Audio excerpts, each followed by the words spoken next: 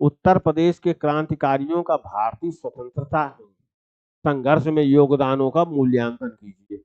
12 number का सवाल है, 200 शब्द का है कि उत्तर प्रदेश के जो क्रांतिकारी थे, क्रांतिकारी वीर थे, तो उन्होंने भारतीय स्वतंत्रता संघर्ष में योगदान किया, जान की बाजी लगाई, और उन्होंने किस मूल्यांकन कीजिए, मतलब किस स्तर तक हमारी स्वतंत्रता को उन्होंने प्रभावित किया, ये बात तो कही जा रही है। तो देखिए, पहले तो छोटी सी प्रस्तावना हम दे देंगे इसमें कि भारतीय स्वतंत्रता संघर्ष में उत्तर प्रदेश के क्रांतिकारियों की भूमिका या उत्तर प्रदेश के क्रांतिकारियों का योगदान अत्यधिक महत्वपूर्ण रहा है।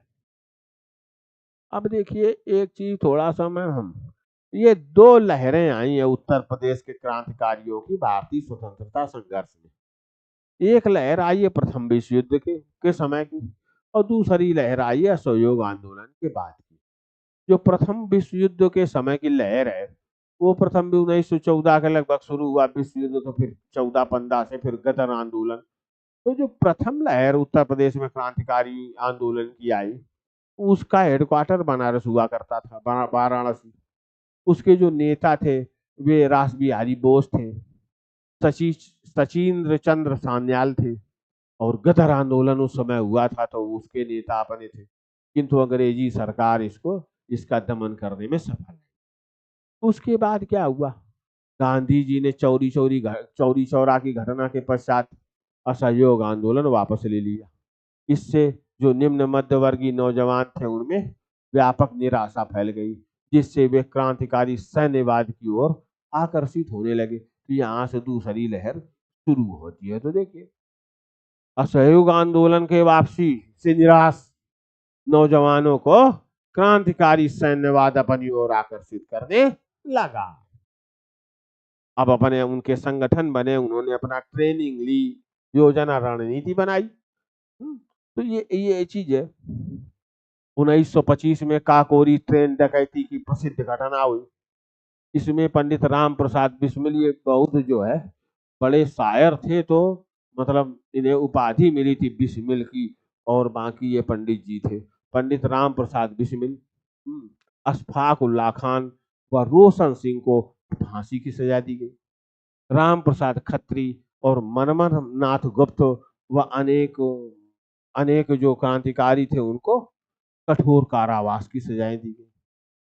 गिरफ्तारी से बचे क्रांतिकारियों ने दिल्ली के फिरोज शाह कोटला मैदान में एक बैठक की, और उस बैठक में हिंदुस्तान सोशलिस्ट रिपब्लिकन एसोसिएशन नामक एक अखिल भारतीय संगठन जो क्रांतिकारियों का था, उसकी स्थापना की गई, और बलिया के निवासी चंद्रशेखर आजाद को इसका अध्यक्ष बनाया गया। ये मूलतः उन्नाव से परिवार आया था इनका, बलिया में के निवासी थे। इस बैठक में, चूंकि अखिल भारतीय बैठक थी क्रांतिकारियों की, तो इस चंद्रशेखर आजाद को अध्यक्ष बनाया गया। तो अध्यक्ष तो किसी प्रांत के रहे नहीं, फिर वो तो भारत के ही हो गए। तो इस बैठक में उत्तर प्रदेश के क्रांतिकारियों का जो प्रतिनिधित्व है, इस बैठक में उत्तर प्रदेश के जो है क्रांतिकारियों का जो प्रतिनिधित्व है,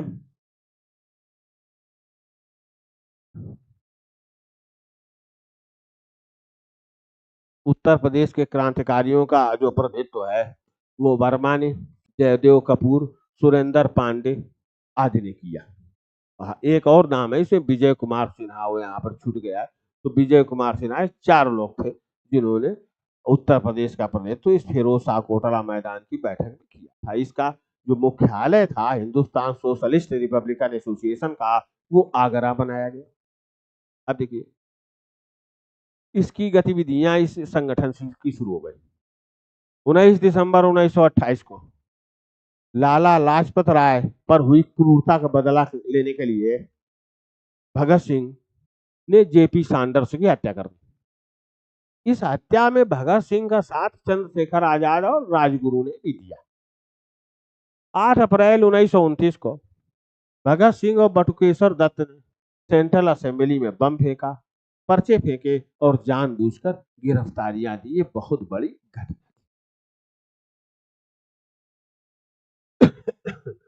इसमें हाँ, इस घटना में असेंबली में जो पर्चे फेंके गए थे, इस घटना में जो वर्मा और जयदेव कपूर थे, उन्होंने भगत सिंह और बटुकेश्वर दत्त का साथ दिया। अब 27 फरवरी 1931 को इलाहाबाद के चंद्रशेखर आजाद पार्क में चंद्रशेखर आजाद शहीद हो गए। 23 मार्च 1931 को इसी मतलब सेंट्रल असेंबली बम कांड और सैंडर्स हत्या में भगत सिंह, सुखदेव और राजगुरु को फांसी की सजा हुई और जो शेष क्रांतिकारी थे उन्हें कठोर कारावास, आजीवन कारावास की सजाएं दी गई। तो ये था उत्तर प्रदेश में क्रांतिकारियों के योगदान की दोनों लहरें। गांधी आंदोलन का जो दूसरा चरण है, जो शुरू हुआ असहयोग आंदोलन, सिविल असहयोग आंदोलन से 1930-31 में, तो उसके बाद फिर क्रांतिकारी सैन्यवाद नहीं पनका, क्योंकि गांधीवादी आंदोलन निरंतरता में चलती है। तो उत्तर प्रदेश में गांधीवादी आंदोलन के दूसरा चरण प्रारंभ होने के बाद उत्तर प्रदेश में क्रांतिकारी गतिविधियों में ठहराव आ गया और उस तरह फिर कोई तीसरी लहर नहीं आई। तो ठहराव आ गया, किंतु इन साहसी नौजवानों के, इन वीर क्रांतिकारियों के साहसी कारनामों ने भारत की जन चेतना को व्यापक रूप से आंदोलित किया और संघर्ष की तरफ उन्मुख किया। जो स्वतंत्रता की इच्छा और आकांक्षा थी उसको बलवती बनाया, ब्रिटिश शासन के प्रति जो भय था उनका उसको कम किया, और ये मनोवैज्ञानिक रूप से बहुत बड़ा योगदान। अब ये 200 नंबर का सवाल है तो पहले से तो ठीक रहेगा ही रहेगा। अब देखिए प्रस्तावना तो वही रहेगी, हाँ, कि भारत के स्वतंत्रता संघर्ष में उत्तर प्रदेश के क्रांतिकारियों का योगदान अत्यधिक महत्वपूर्ण तथा बहुआयामी रहा है। तो ये तो ऐसी ही हो गई। अब आगे चलते हैं। असहयोग आंदोलन वापस लेने से निराश नौजवानों ने क्रांतिकारी सैन्यवाद की ओर रुख किया। तो ढेर सारे शब्द यहाँ हमारे बच गए। 1925 की काकोरी ट्रेन डकैती में राम प्रसाद बिस्मिल, अशफाकुल्ला खान व रोशन सिंह को फांसी दी गई। राम प्रसाद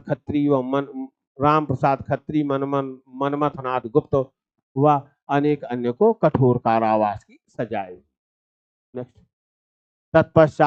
पश्चात क्रांतिकारियों ने हिंदुस्तान सोशलिस्ट रिपब्लिकन एसोसिएशन का गठन किया, जिसके अध्यक्ष बलिया निवासी चंद्रशेखर आजाद थे। इस बैठक में उत्तर प्रदेश का जो प्रतिनिधित्व है वो वर्मा, जयदेव कपूर, सुरेंद्र पांडे, विजय कुमार सिन्हा ने किया। तो ढेर सारे शब्द हमारे बच गए। इस संगठन ने 19 दिसंबर 1928 को भगत सिंह ने 19 दिसंबर 1928 को जेपी सैंडर्स की हत्या की। अब लाला लाजपत राय वो सब चीज छोड़ देते हैं, हत्या की, जिसमें इनका साथ चंद्रशेखर आजाद और राजगुरु ने दिया। 8 अप्रैल 1929 को भगत सिंह और बटुकेश्वर दत्त ने सेंट्रल असेंबली में बम फेंके, पर्चे फेंके और जानबूझकर गिरफ्तारियां दी। इस कार्य में इनका सहयोग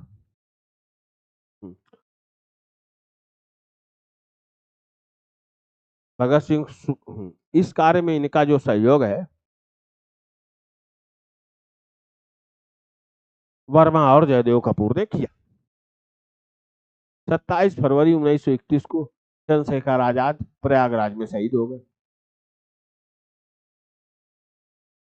23 मार्च 1931 को भगत सिंह, सुखदेव और राजगुरु को फांसी दी गई तथा शेष क्रांतिकारियों को कारावास की सजाएं हुई या कठोर कारावास की सजाएं हुई। अब निष्कर्ष पर आ जाते।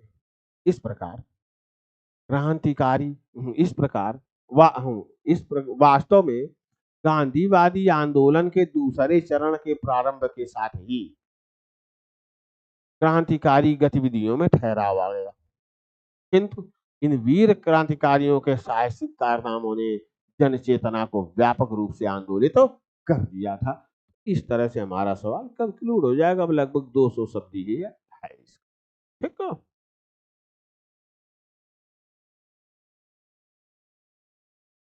ये देख रहे, हाँ, इसमें ये पहली लहर की बात है, तो ये पहले मैं काट दिया हूँ बेसउरी में, फिर मैं सही का निशान लगाया हूँ। तो पहली लहर का इतना अवशेष है तो उसको मत छोड़िएगा। बस इतना लिख देना है इसमें कि प्रदेश में क्रांतिकारियों की प्रथम लहर प्रथम विश्व युद्ध के समय दिखाई पड़ी, किंतु ब्रिटिश सरकार ने इसका दमन कर दिया। और कुछ आपको डिटेल देना नहीं है, बाकी फिर सब दूसरी लहर की बात है और सब चला जाएगा, तो इसको छोड़िएगा मत, यही विनती है मेरी।